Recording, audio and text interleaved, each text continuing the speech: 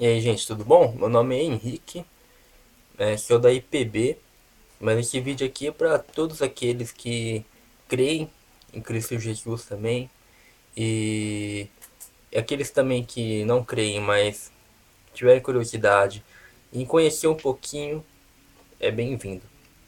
Bom, eu queria compartilhar uma reflexão com vocês aqui. Como vocês devem ter visto já no tema, o tema é, o Evangelho, uma mensagem para os vivos, né? E o primeiro ponto que eu quero destacar aqui para reflexão é: o Evangelho não é uma mensagem para os mortos, né? Isso parece algo bem óbvio, mas para alguns pode não ser. Por quê, né? Não é para os mortos, nunca foi esse o objetivo, né? Aí você vai falar para mim, Henrique, mas lá na Bíblia fala assim que nós estávamos mortos dos nossos pecados e delitos. E realmente, se você ler Efésios capítulo 2, no começo ele já vai falar isso, ó. Ele vos deu vida, estando vós mortos nos vossos delitos e pecados, no quais andastes outrora, segundo o curso deste mundo, segundo o príncipe da potestade do ar, do espírito que agora atua nos filhos da desobediência. Então, né, ele depois vai falar da graça de Jesus, né? Que foi ela que resgatou a gente. Quando Jesus morreu na cruz, quem estava morto passou a ter vida. E a gente cai naquela questão, né?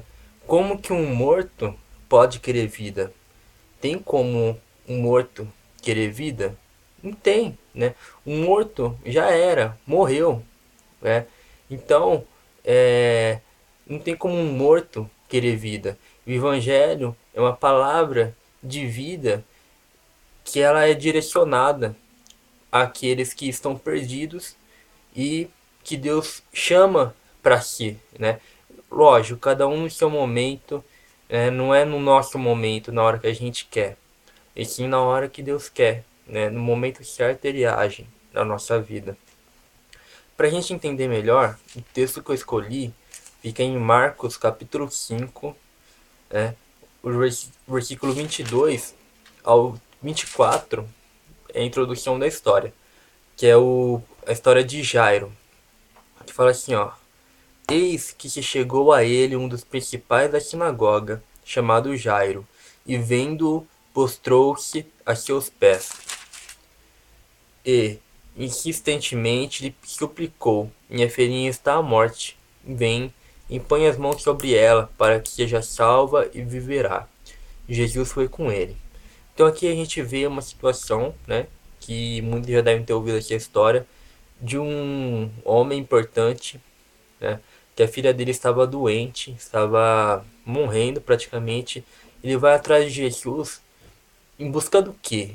Em busca de uma cura, em busca de vida, né, de devolver a vida que a filha dele, né, tinha antes, de saúde, né, e ter ela junto dele. Vamos continuar a história. Se a gente continuar aqui a história, a gente vê que no meio do caminho há uma interrupção, né? Que há a cura de uma mulher que estava enferma também.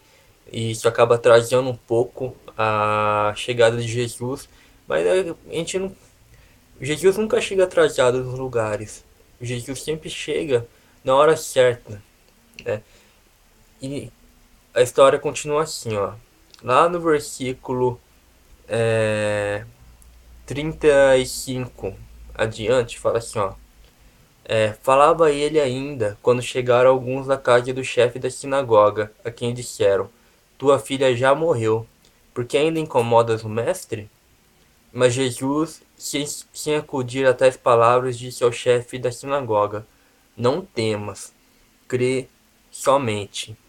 Contudo, não permitiu que alguém o acompanhasse, senão Pedro e seus irmãos, Tiago e João.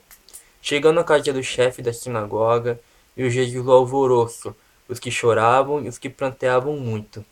Ao entrar, lhes disse: Por que estáis em alvoroço e chorais?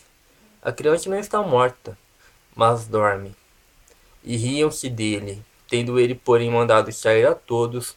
tomou o pai e a mãe da criança e os que vieram com ele, e entrou onde ela estava. Tomando-a pela mão, disse: Talita cumi, quer dizer, menina, eu te mando, levanta-te. E imediatamente a menina se levantou e pôs-se a andar, pois tinha 12 anos. Então ficaram todos sobremaneira admirados. Irmãos, acho que aqui pelo texto vocês já devem ter entendido, mas o Evangelho, ele não é uma mensagem para os mortos, e sim para aqueles que estão vivos, mas estão adormecidos, né? A gente vê aqui, o que eu enxergo aqui no texto da história da filha de Jairo é o seguinte: ele chegou, todos ali naquela casa disseram que ela estava morta. Porém Jesus, ele falou: olha, por que vocês estão chorando? Ela não está morta, ela está apenas adormecida, né?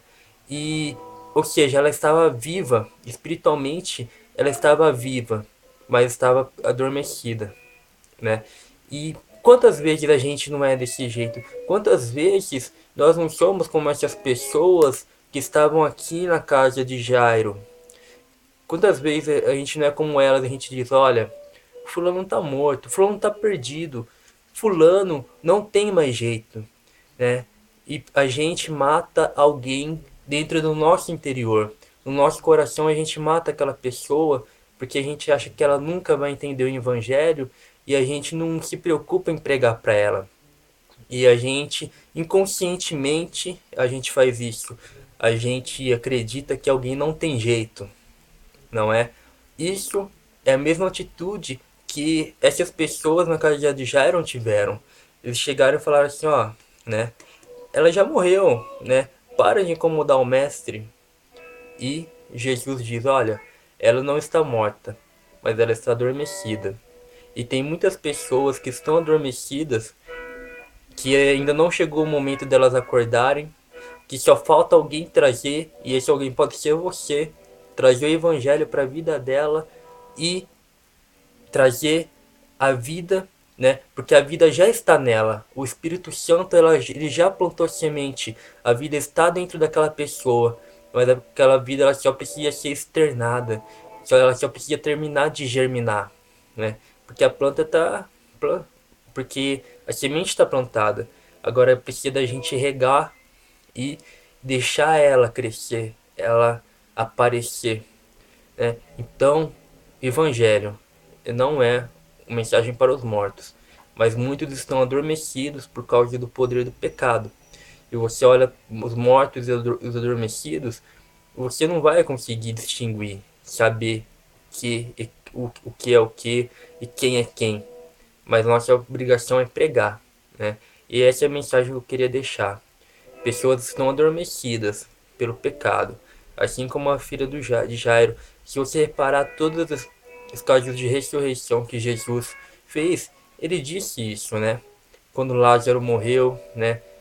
Ele disse, né, ó, né, quando a filha de Jairo morreu, ele disse, ó, ela não está morta, está dormindo.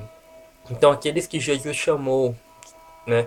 Jesus fala, olha, tem ovelhas que não são desse aprisco, né? Elas estão adormecidas espiritualmente, né? Mas a vida está nelas, a vida está dentro delas, porque Jesus, ele deu a vida dele por nós. Só precisa no momento certo o evangelho atingir e a vida ela vai aparecer, é uma vida que já está ali. E as palavras de Jesus vão se repetir. Talita cumi. Cara, levante-se, né? Se levanta e segue em frente. Essa é a mensagem. Evangelho, uma mensagem para os vivos e para os adormecidos terem uma vida nova. Amém? E não para os mortos, porque um morto não precisa. Um morto não pode querer vida, mas alguém que está dormindo, ele pode querer acordar sim. Beleza? É isso aí, gente. Valeu.